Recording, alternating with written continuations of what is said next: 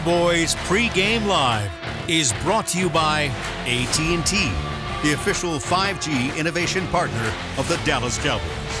And by NFL Game Pass. You'll never miss a game again. Enjoy full and condensed game replays from Week 1 to the Super Bowl.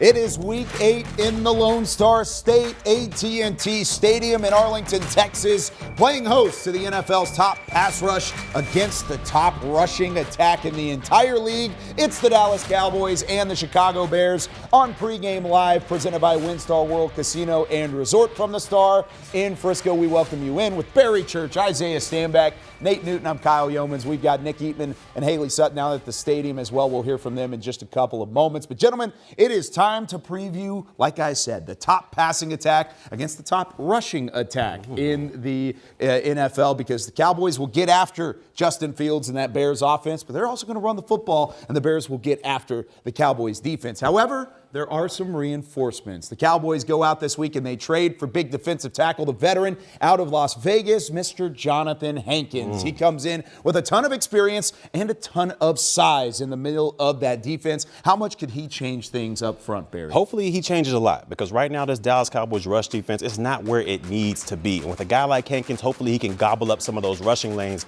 But more importantly, what I think he's going to bring to the table is he's going to limit those centers, those guards, from getting to our second-level defenders. LVE, Anthony Barr, those walk-down safeties, Curse and Wilson as well. They should be able to move downhill a lot easier, sideline to sideline a lot easier with a guy like Hankins in the lineup. You're absolutely correct, Barry. And one of the things is these guys have been doing an okay job not giving up touchdowns. They've only given up 2 touchdowns on the ground this year, but they've been averaging over 120 yards on the ground. If you take out the Rams game, the Rams haven't rushed against anybody. That thing goes up to 145 yards per game. So if they can figure out a way to get him involved and have an effective ability to stop guys from running the ball, they're already doing a good job of now allowing touchdowns. This defensive rushing attack can actually be really, really good. We're talking about 120 a game they're giving up, probably about 5 yards a carry. Hankins is going to reduce that to around about 90 yards and probably about 3.8. And that's what we need, a road stopper.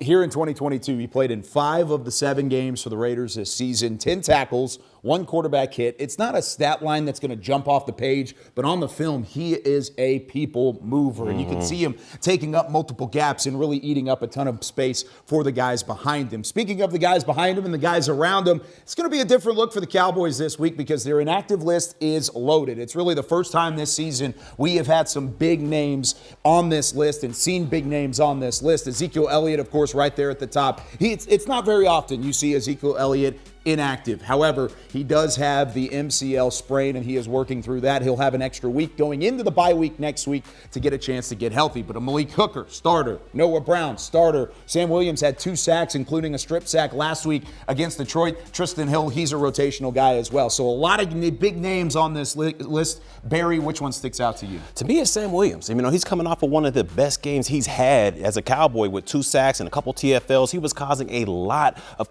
havoc out there last week. I'm surprised he's on the inactive list. Hopefully he's able to get back next week or after the bye week and improve on the great season he's having so far. I'm going to go with Tristan Hill, Barry. And one of the reasons is because of the fact that he is not a run stopper. He is really our pass guy. He's our internal guy to get vertical. And then you got to make a decision. You got big Jonathan Hankins that's now part of the lineup. Neville Gallimore was sitting out last week. Well, if you had to make a decision between if the big fellas up front, I want all my big nasties up front and not necessarily my guy that's going to try to stop the pass against his 120-yard passing attack. I was right with Ezekiel Elliott, man. He's a third down guy that we need in order to pick up those blitzes. And you know what? Noah Brown, we need him, because we need to get some continuity with Dak. I think those are 2 huge names. Of course, Ezekiel Elliott and what he brings from wearing down a defense. This would have been a big week for him because this Chicago Bears front also gives up a ton of rushing yards. But it's up to Tony Pollard, and maybe that confidence level wavering a little bit, but Tony Pollard has a lot of confidence himself moving forward. When we come back, how does Kevontae Turpin build into a bigger role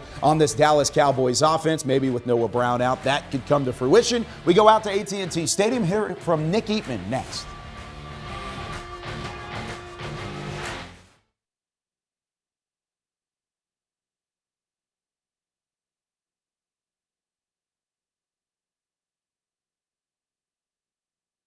Really just going out there and doing the best I can, stopping the run, plugging up holes, and just allowing those guys to go out there and pass rush.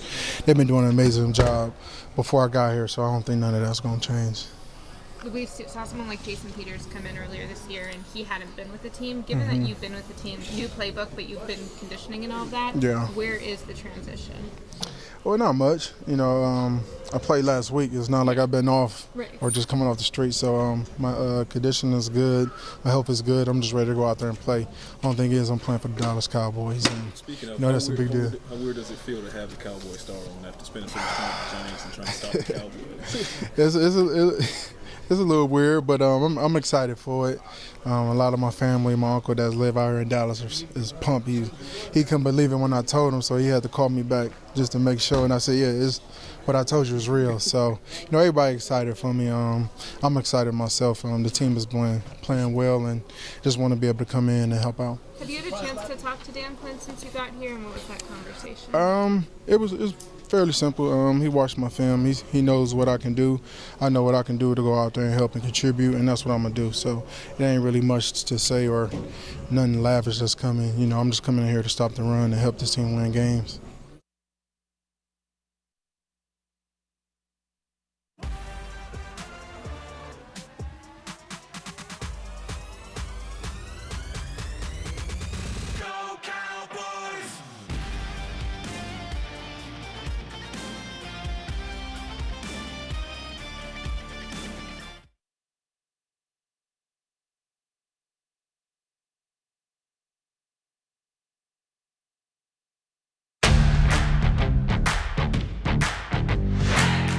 This segment is brought to you by Ashley, the official furniture store of the Dallas Cowboys. The Dallas Cowboys back at AT&T Stadium for the second straight week. And the second straight week against an NFC North foe. The Cowboys enter at 5-2, the Bears at 3-4. And it's crazy how things can change week to week in the NFL. Last week, it looked like a completely different personnel group for the Cowboys against the Lions. And as we welcome in Nick Eatman from AT&T Stadium out there on the sideline, it's a very different looking group this week, Nick, that the Cowboys are sending out there to take on the Chicago Bears. How severe are some of the losses on that inactive list? Well, you said different group, different look. I mean, obviously it's a different feel as well, but the roof open and the doors open and the blue jerseys and the orange jerseys and all that looks like a glorified high school game out here, which you should know something about there, Kyle. But as for the injuries, as you're talking about, it starts with Zeke Elliott, and so from there, just the kind of the domino effect. I think that also Sam Williams being out. And just from a wide receiver standpoint, also Noah Brown. It's just going to be interesting to see how they handle these, because you only have so many roster spots. You can only bring up 2 players from the practice squad. So it's going to be a depleted group, but Kyle, it starts with Zeke Elliott and then obviously with Pollard and Malik Davis and Quadri Allison backing up there at running back. It really is. It's a domino effect all the way through. But let's talk about the ground game specifically. Ezekiel Elliott out of the fold. How much confidence do you have in Tony Pollard to be able to carry the weight of an entire rushing attack on his shoulders? I don't know yet if they're even going to ask him to carry the entire load. I mean, Malik Davis is going to get some reps here. I was told, look for 8 to 10 snaps from this game just from Malik Davis alone. But I think the big thing with Tony Pollard, and we talk about it all the time, is just what does it mean to be the running back one, RB1? It's not just running the ball; it's blocking, it's making sure that you handle the blitz, and how the linemen like to block, and where Dak will want him to stand. All of that stuff, more than just running the ball in between the tackles. Let's switch to the defensive side of things. We just talked about Jonathan Hankins and the trade that was made, talking about different personnel for that Cowboys team this week. What are his expectations going into Game 1 as a Cowboy? Well, the expectations is just clog the middle. I mean, that's what he's done for 10 years. That's what he's good at. That's what they're asking him to do. Don't look at the stats. Don't look at the sacks that he doesn't really have in the last 2 years. That's not his game. His game is to make sure that they stuff the run. And when you're looking at read option type plays, it's not so much RPOs that I think that's the problem. It's the read option. Fields wants to give it to Herbert and Montgomery, or keep it himself. Hankins has got to be the guy, one of the guys that stuffs that middle and gets the linebackers and the defensive ends focused more on Fields. If they can stop the run in the middle and keep that outside contained, they should be okay. Back on the offensive side of the football, Noah Brown inactive today. Does that mean that there could be a bigger role and a more involvement for Kevontae Turpin outside of just his special team snaps? Well, I hope so. I've been saying it forever. I think they need to get him involved. He's such a playmaker in space and use the width of the field. I'd like to see some reverses, fake reverses, things like that. It's going to be a big game for Jalen Tolbert as well. He's really going to be the third receiver when things open up. For when the offense goes out there for a three wide, you'll see Turpin in there.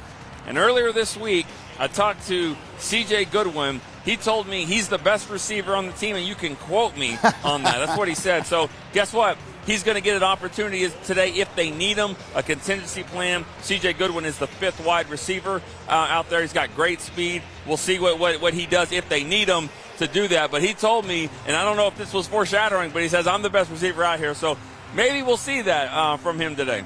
Man, there's just something different about the confidence level of safeties. We know a little bit of something like that with Barry Church in the room, in the studio, week in and week out. Nick Eatman out there at AT&T Stadium. Thanks so much, Nick. We'll talk to you again in a little bit. Now, Justin Fields certainly brings an added element and an added versatility. Which former All-Pro could potentially shadow the talented second-year quarterback in Chicago? When we come back with more Pregame Live. This segment was brought to you by Ashley, the official furniture store of the Dallas Cowboys.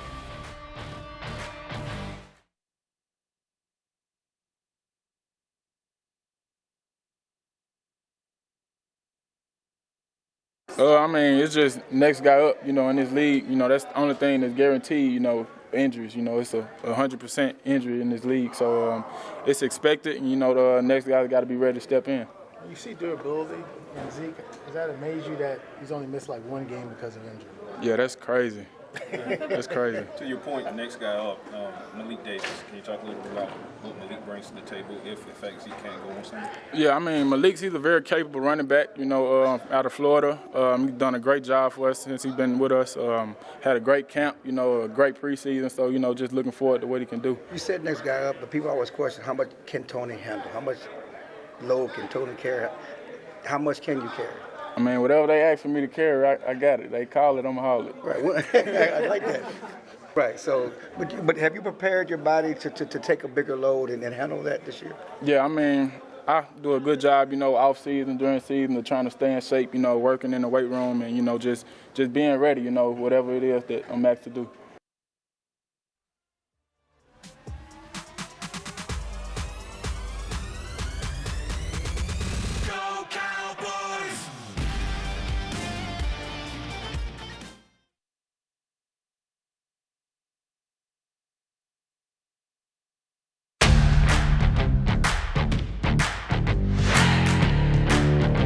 Back here with more Cowboys pregame live from the Star in Frisco. Barry Church and Isaiah Stanback, two former Cowboys, and Kyle Yeomans. Glad you're with us. Chicago enters in as the number 32 ranked passing team in the NFL, dead last in passing yards per game with just over 180 to this point in the season. However, they are the number one rushing attack in all of football, and they just came off of a game against the New England Patriots with over 230 yards on the ground. Let's talk about Justin Fields, though. How can you combat a guy like Fields? You look at the passing yards and you look at the touchdown to interception ratio. It's nothing that's going to jump off the page. But Barry, as a former defender, who could you see spying Fields? Is it a job for Micah Parsons? No, I understand Micah Parsons is a freak athlete out there, and he's probably the best guy to spy Fields, but I wouldn't put him out there. I feel like you'd be wasting his ability out there because all he's going to do if he's in that spying role is mirror what Justin Fields is going to be able to do. And I don't want Fields to be comfortable in the pocket, and the best way to make that guy uncomfortable is to let Micah Parsons come off the edge and hunt. So I'm all about him coming off the edge. Don't spy. Find somebody else to spy Justin Fields. Let Parsons do what he does best, and that's hunt off the edge. Being that it's the Halloween season, why would we have Michael Parsons sitting in the shadows and being his shadow? I'd rather him be living in his nightmares like Freddy Krueger. So why would you go ahead and let Michael Parsons come off the edge like my guy Barry said, go ham, create havoc in the backfield, make his life miserable, and allow Cedric Wilson to go ahead and mosey his way on down and go ahead and shadow Mr. Justin Fields should he choose to cross that line of scrimmage. So we have talked about it previously, going 2 weeks back to the Philadelphia game in the RPO and how that really took things out of the hands of Micah Parsons from just a playing standpoint standpoint, and it made him think. If he's the one that's spying Justin Fields, is that making Micah Parsons think?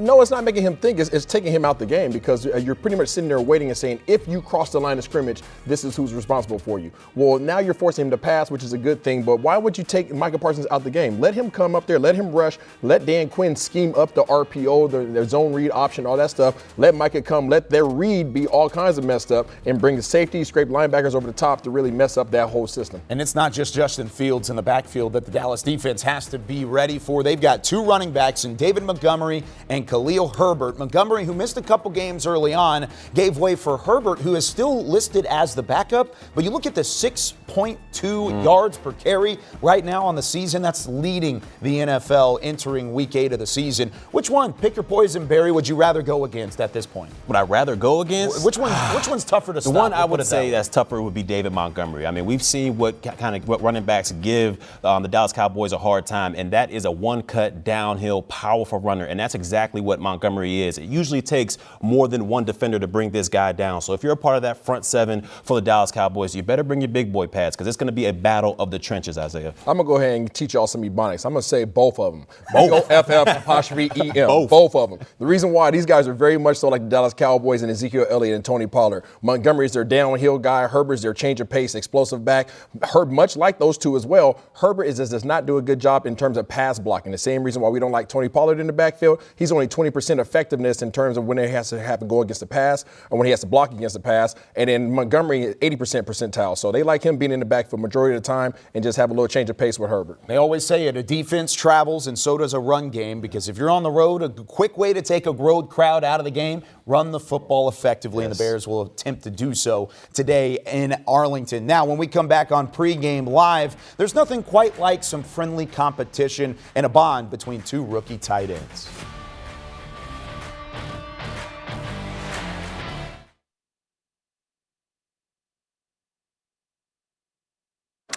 We're not far off, honestly. Obviously, getting all our pieces together, including Dak, back into the fold after last week, was being his first game back. I mean, we're only going to get better. You know what I'm saying? It's 17 weeks in the season. Obviously, time is, the weeks are going by faster and faster. But as far as our production and things that we have to do on the field, it all comes with time and patience. How long does it take realistically when a quarterback's been out for as long as Dak is out to really get that in-game timing back? In-game, you can't really, prepare for, yeah, you can, but you don't know what it's like to be in the game. You can give all the simulations and, things that kind of simulate the game, if you will. But you've just been in game and understanding that D linemen are actually coming for you and your mind speed and everything is kind of speeding up. In a sense, you can't really prepare for it. You just got to go out there and, experience it and take it on full head of steam. What opportunities do the Bears give you, given the way they play on defense? The ability to win. I feel like I go in that with that mindset week in and week out, just going out there competing and ultimately winning my matchup.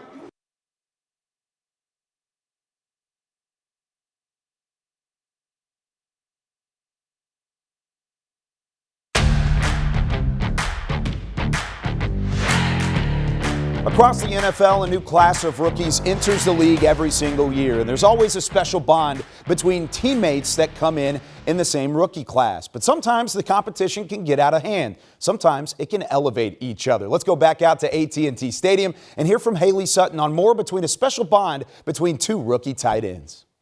Rookie tight ends Jake Ferguson and Peyton Hendershot have both found the end zone for the Cowboys this season, but their relationship started long before they started wearing that Cowboys blue. I spoke with the 2 besties earlier this week.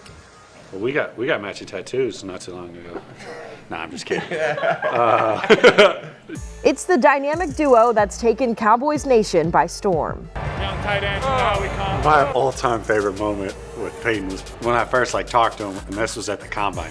We're doing broad jump and I'm going, but he was the next number behind me.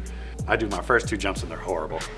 And then I jump a 3rd time and I don't land it, so then I gotta go again. And then I don't land it again, and then I don't land it again. And I turn around and I see him and he's just like, he's like, come on. And I look at him and I'm like, come on, turn me up. And he's like you can tell he's just like, get this guy off of me. And I'm like, turn me up. And then I go and I get my best jump I've ever jumped.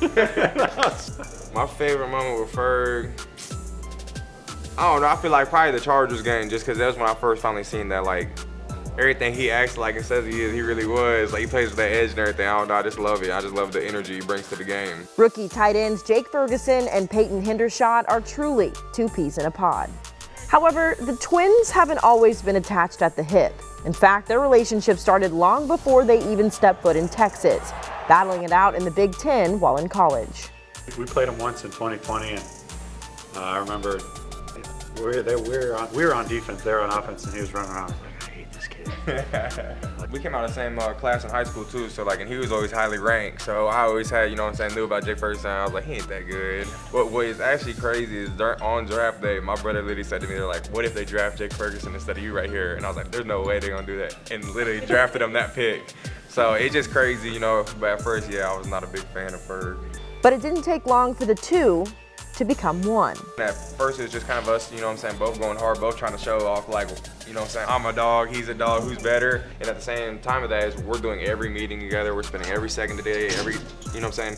And just over time, we just started building a friendship and a bond, you know, and I feel like now it's just like contagious. And no better display of that bond than on the football field, where no one roots harder for them than each other. Not only do we want to do good, but we want to see our teammates do well, but also at the same time, I'm challenging him every day. I want him to try to take my job. He wants me to take his job. I feel like we were very blessed, and that's why I told my family, it was a blessing in disguise. Because when I first came here, I was not excited to play with him and all that, and I just feel like every day, like, you can't be complacent ever, because we're both right here in the same shoe, both trying to strive for the same goals, do the same thing. So it just done nothing but raise the bar of everything, friendship, football, that's all. I appreciate this guy right here.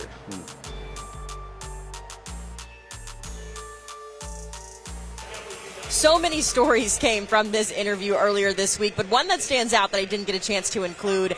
Jake talked about how he let Peyton borrow his helmet earlier in the preseason, and Peyton went on to score his first touchdown in the preseason. So technically Jake has two, but regardless, you can see the way these guys respect each other on the field, and we'll continue to watch their relationship blossom this season. Here at AT&T Stadium, Haley Sutton, I'll send it back to you guys in the studio.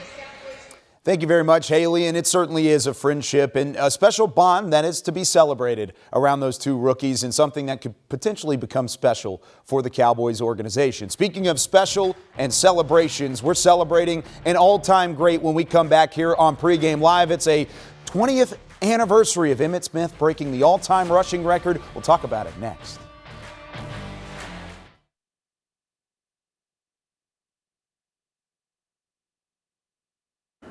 Talking about your relationship with Fields and playing against him in college in the same draft class. Yeah, man, Fields is real close. Obviously, we're under the same agent.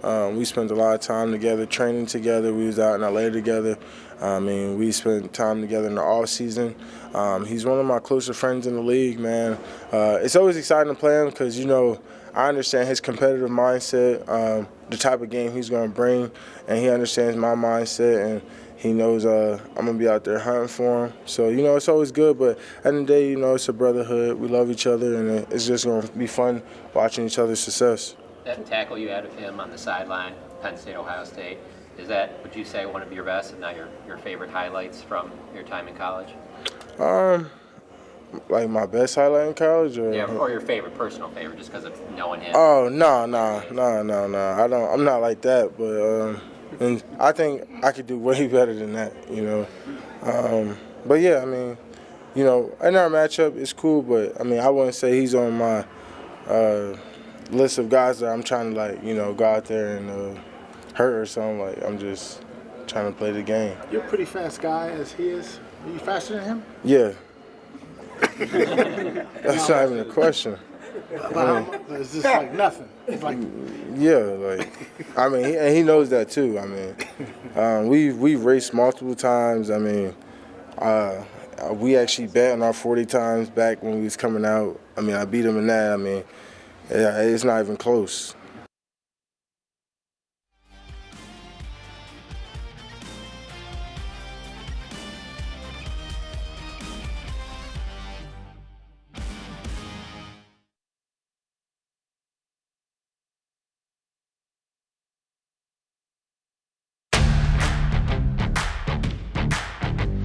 Cowboys Pregame Live was brought to you by AT&T, the official 5G innovation partner of the Dallas Cowboys. SWBC Mortgage. Join the more than 120,000 customers that we've helped to find their happier way home. Visit swbcmortgage.com to find a pro today. And by NFL Game Pass. You'll never miss a game again. Enjoy full and condensed game replays from Week 1 to the Super Bowl. Hutchinson, handoff, Smith at left guard, 35, 40-yard line, right on the mark. That should do it. Move over, Sweetness. Make a place for Emmitt. There's only one NFL rushing champion, and there's only one Emmitt Smith. This is something that I think you deserve as well as myself. And I'm glad and I was very thrilled to have the opportunity to do it right here in Texas Stadium where God can look down on us this day. 20 years ago this week, number 22 worked into the record books, passing Walter Payton for the all-time rushing record. He finished up with 18,355 yards rushing, an unbelievable mark and one that is very doubted to be reached at any point in the future. Barry Church, Isaiah Stanback, and part of those 18,000 yards was Mr. Nate Newton down there at the end. How special was that moment for you to be a part of? Oh, it was great, man. I just remember asking him, and I said, man, what's your goal? You know, what do you want to be? And this dude knew to the number per game, how to get into the playoffs, how to get to the Super Bowl, but more importantly, how many times and how many yards he had to rush to get to the breaking that record. This was on this guy's mind coming from college. And just watching him, I just remember him as a rookie, how we used to try to run the stretch play for him, and Norv Turner said, nah, this kid like getting up in the middle. And, you know, we designed that lead draw, low left, and all these inside plays. And what, 12,500 of that came behind me. So, yeah. There you go. Yeah, There's I ain't trying to pull myself up. There you go, Nate. No doubt about it. And that's the thing about Emmitt Smith is it's the durability, it's the strength, but he had some help up front as well. This is the real reason why Emmitt Smith broke the all-time rushing record. Take a look at Oh, my goodness. Yeah. You got the grays on. Yeah. Nate Yeah. in the middle of the weight room, getting after it, the strength, the power, the lean. Look at this. Nate, I saw you with them shorts last week, man. I tell you what, boy. Woo. Jonathan Hankins, you're lucky, baby. You see that, Jonathan? Yeah, you lucky, baby boy. Oh, my goodness. It's been so much fun here on Cowboys Pregame Live. More pregame coverage coming your way on the DallasCowboys.com side of things. For Nate, Isaiah, Barry, I'm Kyle. We'll see you after the game.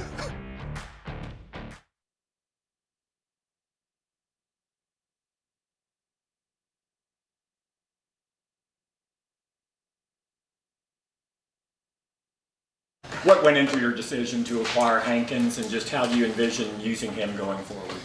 Definitely. It was, having an opportunity personally to compete against Jonathan both in New York and with the Raiders. We just feel he's an excellent fit for us. You know, we can never, bolster our run defense enough. You know, we feel that's clearly how people are, their primary approach to us as far as trying to attack our defense. And I think he's an excellent.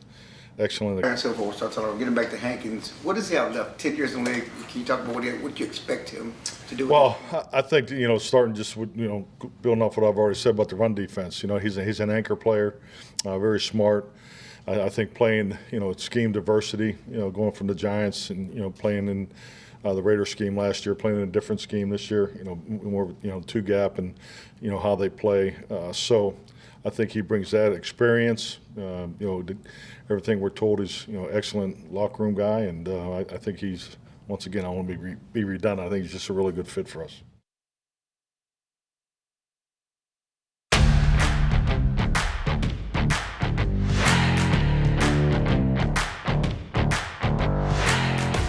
Cowboys Pregame Live continues on from the Star in Frisco. Back here with Barry Church, I'm Kyle Yeomans. Welcome into the internet segment of things, the online portion, as we like to call it, as the Cowboys get ready to face the Chicago Bears at noon on Fox. So this is an interesting matchup for you because you played around the guy who runs this Bears team at the moment, and Matt Eberflus in his first year as the head coach. But this is a defense that really runs to the football, and you talk about what he brings to the table. It's time for a little bit of church service in the building. This defense flies to the football, and Barry, you know how he wants it to be done. Without a doubt, I mean, Flus loves his energy to be out there on the defensive side of the football. They work together as a unit, and like you said, they're flying around the football. So let's go ahead and start things off, all right? First, what they're going to do on third down or passing downs is they're going to disguise their coverage, all right? Flus understands. He was here with Dak Prescott. He understands that Dak is one of the top quarterbacks in the National Football League. So you can't just line up in what you're going to play because Dak is going to tear you apart. So what you can't do is give him the study guide before the test. What he's going to do is disguise those coverages. You're going to see a lot of two high shells up top, and they're going to rotate down into some form of single high safety. They do that 85% of the time. So you're going to be in man-to-man coverage with a single high or some form of zone, which is probably cover 3 in your single high safety. So you're going to see a lot of post-snap movement. And what they do that is they want the quarterback to think a little bit out there. They want him to diagnose it, hold on to the ball a little bit longer to give a little extra tick, a little extra second for that defensive line to get home for the Chicago Bears. So Dak Prescott, be ready for the disguise coverages because what you see in pre-snap is not what you're going to see in post-snap. It's not everything as it seems. I mean, we've got the disappearing acts of Halloween costumes all over the place. I mean, Dak's got to be disciplined, but this is just a defense that does so many different things well, and a lot of it is the scheme and what he brings to the table. Without a doubt, his scheme is largely about effort and running and not getting passed up so they don't like loafs out there. Secondly, you're going to see a lot of defensive line movement out there. From this line, you're going to see a lot of stunts with the linebackers, the defensive line. One of his favorite stunts is called a pirate stunt or a down, and around. And what that is your defensive tackle is going to be lined up in that B gap. He's going to stunt extremely hard to the A gap. Same thing with that defensive end. He's going to be lined up on the end man of the line of scrimmage or the C gap and stunt extremely hard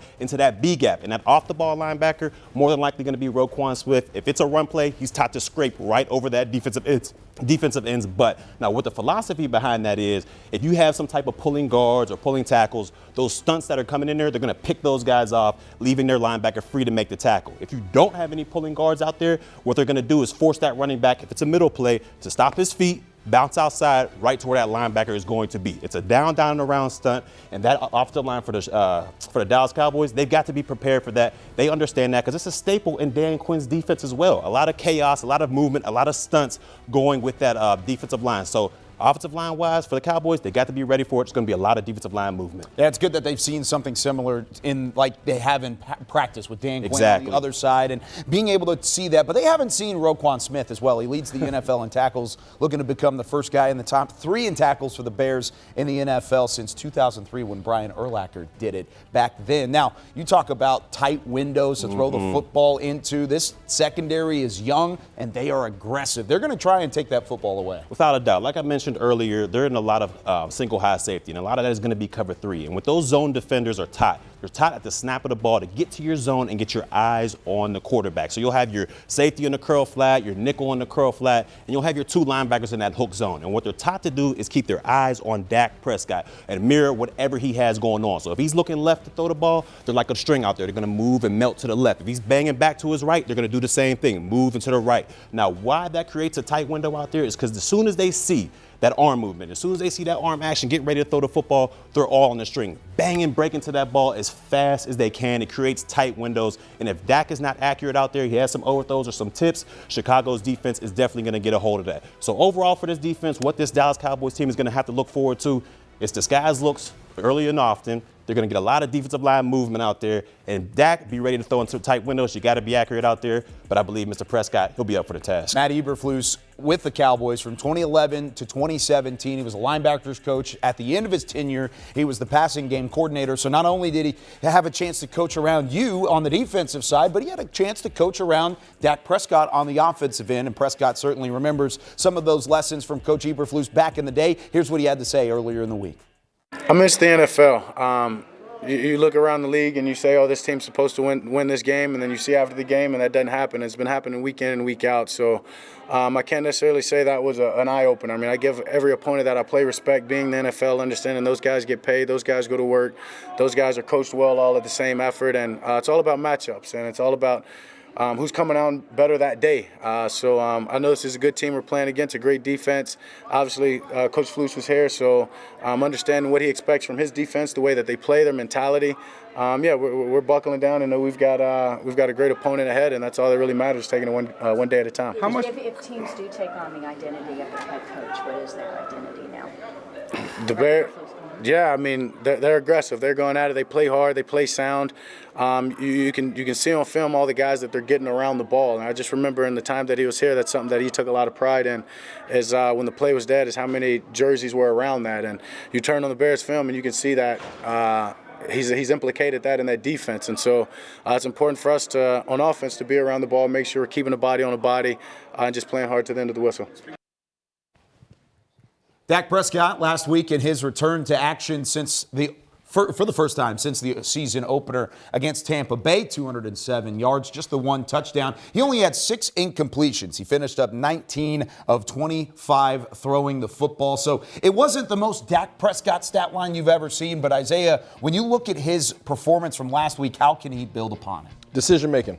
He has to improve upon his decision making. We saw some weeks back against Washington when Cooper Rush did a poor job of throwing the ball up there and had a couple interceptions that were called back. And then we saw that same performance show back up against the Eagles where it actually did not work in his favor. Here you are now with Dak. Last week he had a couple errant throws against triple coverage that did not turn into interceptions. We do not want to put him in a position where he's making those same type of decisions and trying to luck his way into moving the ball down the field. You know, I agree with you 100%. What he needs to do is throw a little bit more to his backs coming out of the backfield since Pollard's be playing a little bit more.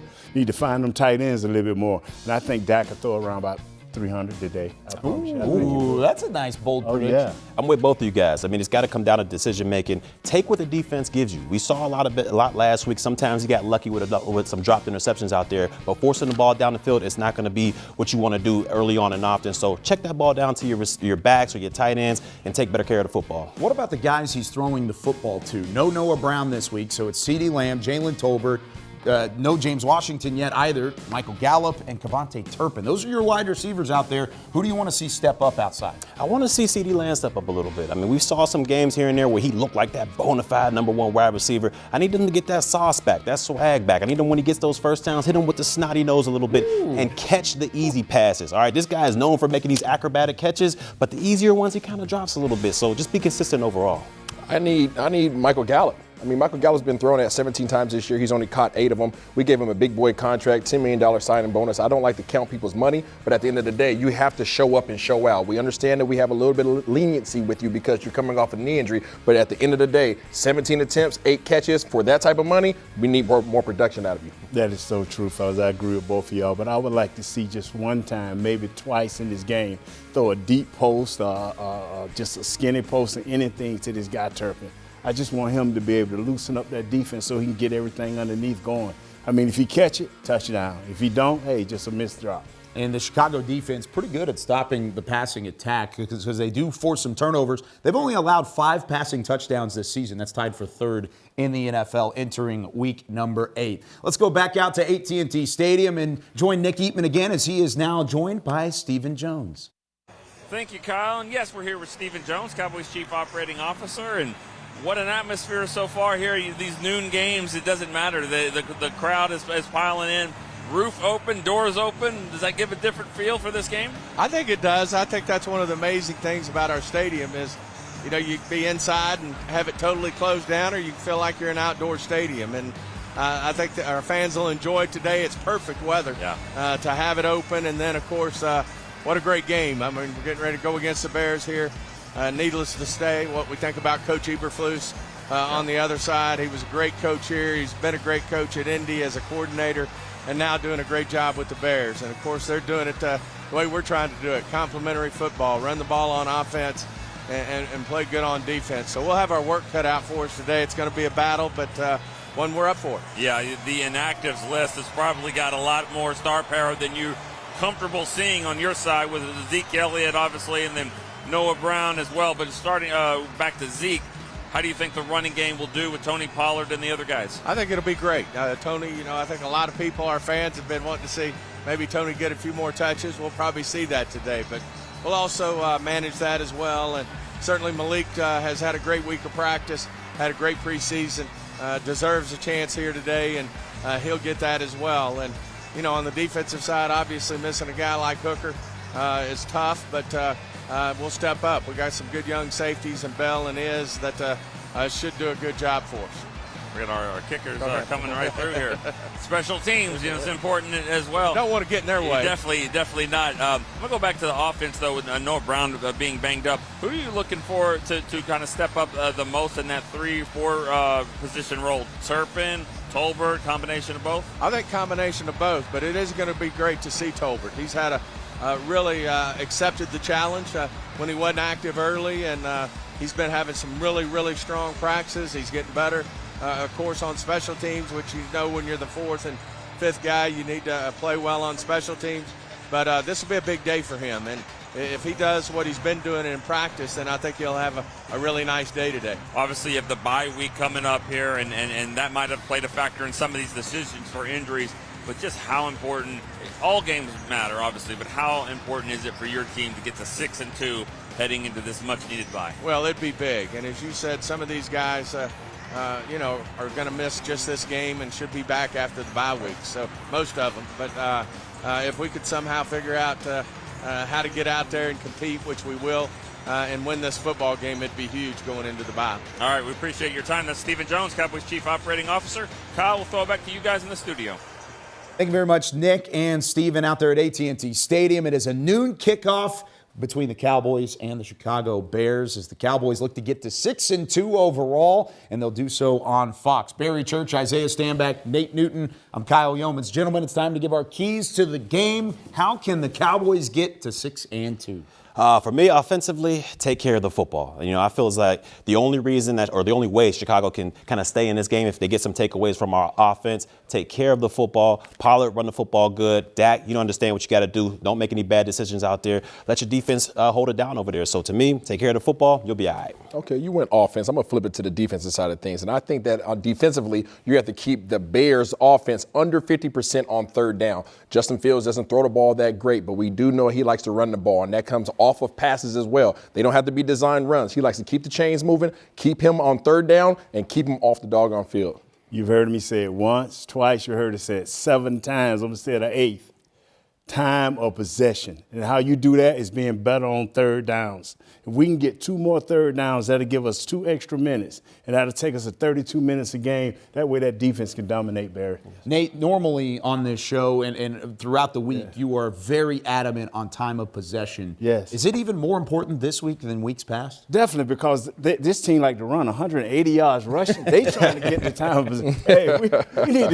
We need to just break them in 2, man, with that defense, man. Hey, I like that. You talk about the physicality. Mm-hmm. That's certainly something to look forward to. I think my key this week is I hope the Cowboys won Monday through Saturday and that week of preparation, just like Nate Newton used to back in the day in the weight room. With the grays on. With the shorts on, and back in the weight room lifting the weights. That's what I hope the Cowboys did this week.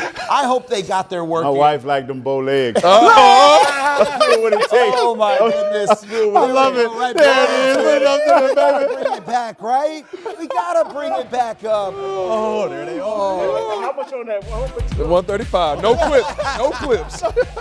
No clips at all. There might be more than 135 on that, though. Oh, my goodness. Look at that. That's some power there, and then he's jamming out. Yeah. Nate Newton, one of our favorites and one of the best to ever do it in a Dallas Cowboys uniform. On the bear machine, too. Yeah. Ooh, he's getting after it. That was at Valley Ranch, right? Yeah, that was that. Oh, yeah.